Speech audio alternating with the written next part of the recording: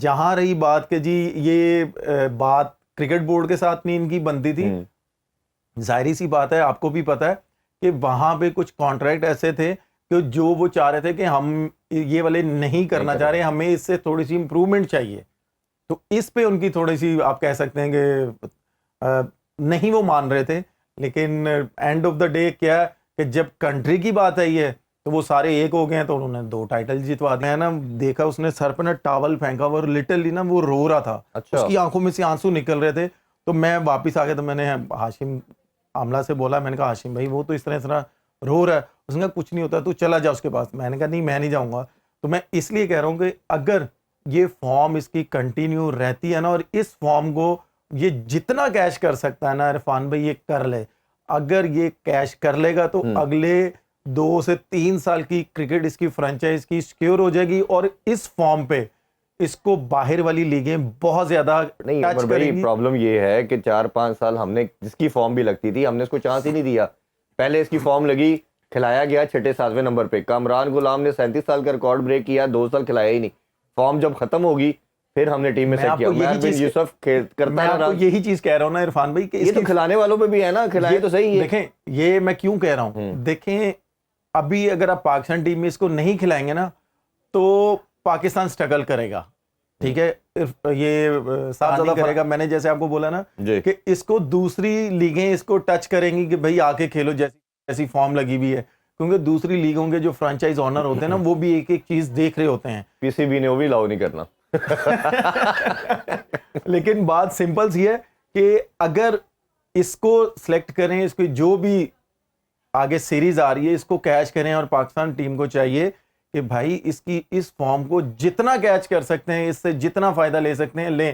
ہاں میں یہاں پہ ضرور ایک بات کروں گا کہ بھائی ایز اے اوپنر یہ یہاں پہ پرفارم کر رہا ہے نا، تو میری یہی ریکویسٹ ہے پاکستان ٹیم سے اور پاکستان کیپٹن سے کہ بھائی اس کو ایز اے اوپنر ہی وہاں پہ کھلاؤ، اور اس کو فری ہینڈ دے دو کہ جاؤ بھائی جو کرنا ہے کرو. اچھا یہ آپ کو کر کے دے گا. اور اچھی چیز یہ ہے کہ سٹیٹس کے اندر اگر یہ ٹاپ سکورر ہے 184 رنز ہیں تو ان کا اسٹرائک ریٹ جو ہے اوور آل وہ 165 ہے. دوسرے نمبر پہ منرو ہیں، ان کے 147 رنز ہیں، ان کے 156 اسٹرائک ریٹ ہے. اور فخر زمان 144 رنز کے ساتھ ہیں، ان کے 156 اسٹرائک ریٹ ہے. تو پوائنٹ یہ کہ یہ ٹاپ 3 میں جو بیٹر آ رہے ہیں، ایک تو پاکستانی، وہ وش کے پاکستانی ہوں، اور اسٹرائک ریٹ بھی ان کا اچھا ہو، جو کہ ہم انٹرنیشنل لیول پہ لیگ کر رہے ہیں. اگر تھوڑا بالنگ کی طرف بڑھے جائے تو یہ بڑا ایک جو بات ہم پاکستانی کی بات کر رہے ہیں کہ ہونا چاہیے ہمارے لڑکے اسی کو کیپٹلائز کریں. جیسن ہولڈر کی بات کریں جی، وہ دیکھیں ہمیں 2015 کا یاد آتا ہے، تب یہ ایز اے کیپٹن ٹیم کا پارٹ تھا، اور اب ہر گزرتے دن کے ساتھ ان کا پیس ڈراپ ہو رہا ہے. لیکن ادھر آ کے وہ جس طرح کی پرفارمنس دے رہے ہیں، 9 وکٹیں ابھی فی الحال تک لے چکے ہیں جی. اور اسی طرح دوسرے نمبر پہ جو ہے وہ رشاد حسین ہے بنگلہ دیش کے، انہوں نے 6 کھلاڑی آؤٹ کیے ہیں. اور شاداب ایک اچھا سائن ہے پاکستان کرکٹ کے لیے، جو ایک تنقید ہو رہی تھی 2 سال سے کہ شاداب آؤٹ نہیں کر پا رہے، تو شاداب کے بھی 6 آؤٹ ہے. تو 6 کے لیے اس میں خیر کافی لوگ ہیں، بڑے ان ٹرمز آف اکانومی بات کی جا رہی ہے، اور یہ اس فگر کے اندر یہ آ رہے ہیں. تو یہ اوور آل کیسے دیکھتے ہیں یہ خاص طور پہ جیسن ہولڈر کی پرفارمنس کو، کہ وہ ہر گزرتے دن کے ساتھ ایک تو امپروو ہو رہا ہے. علی ترین صاحب نے بھی ٹویٹ کیا کہ یہ بڑی زبردست پک تھی جو اسلام آباد یونائٹیڈ کر گیا. نہیں دیکھیں جیسی وہ پرفارمنس دے رہا ہے نو ڈاؤٹ اس نے over all West Indies cricket board کو بھی ایک ویک اپ کال دی ہے کہ اگر وہ ان کو نہیں کھلا رہے تو وہ کیوں نہیں کھلا رہے.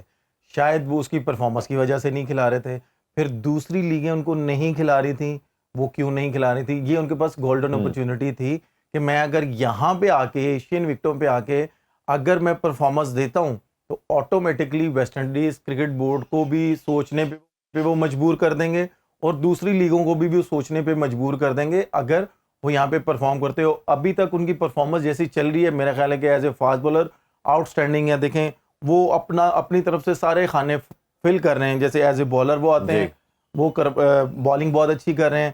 اگر وہ کسی کو مشورہ دینے کے لیے جاتے ہیں تو وہ بھی اس کو بڑا اچھا گائیڈ کرتے ہیں. اور اس کے بعد پھر اس کے بعد وہ بیٹنگ میں آتے ہیں تو بیٹنگ میں بھی وہ بڑا پاور ہٹنگ کرتے ہیں، تو وہ بڑی اچھی ہٹنگ کر رہے ہیں. وہ کراس نہیں مارے، وہ زیادہ ٹرائی کر رہے ہیں کیونکہ ان کی جتنی ہائٹ ہے نا، وہ اگر جتنا بال ٹائٹ لائن پہ بھی ہوگا تو وہ اس کو سیدھا کھیل رہے ہیں، تو وہ آدھی بھی لگ رہی ہے اس کی باہر جا رہی ہے. اگر وہ فیلڈنگ کر رہے ہیں تو وہ سلپ میں فیلڈنگ کر رہے ہیں. جیسے میں جیمی اینڈرسن تھا، وہ سلپ میں فیلڈنگ کرتا تھا.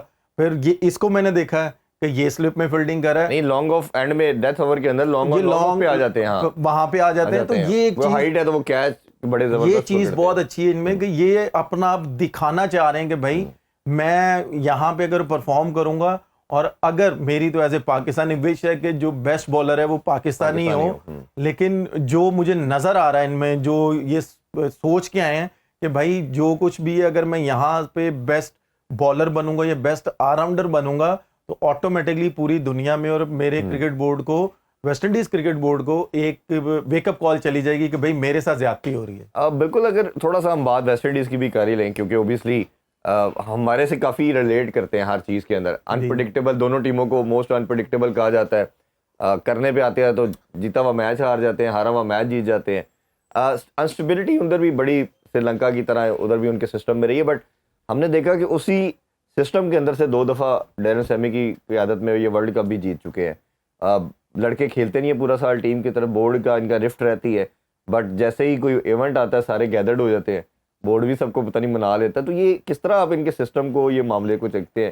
دیکھیں سسٹم, لیکن اب انفارچونیٹلی کوالیفائر بھی ان کو کھیلنے پڑ رہے ہیں, وہ بھی جب انہوں نے 2 یہ ایونٹ جیتے ہیں سیمی کی کپتانی میں, اس وقت ان کے پاس بہت بڑے نام تھے اور سیمی نے ان کو جیسے منایا, میرا خیال ہے کہ کریڈٹ سیمی کو دینا چاہیے.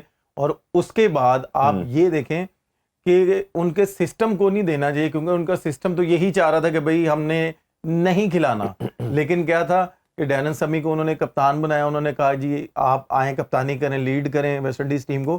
تو پھر ڈیرن سیمی نے اپنی کچھ شرطیں رکھی ان کے سامنے کہ بھائی میں ان کو کھلانا چاہ رہا ہوں, اگر نہیں یہ پرفارم کریں گے تو اس چیز کی ذمہ داری میں لوں گا. تو ان کے سسٹم نے بولا کہ یار یہ تو کھیل نہیں سکتے, یہ ہمیں منع کریں. تو سیمی نے بولا کہ یہ میری ذمہ داری ہے, میں کیسے ان کو مناؤں گا.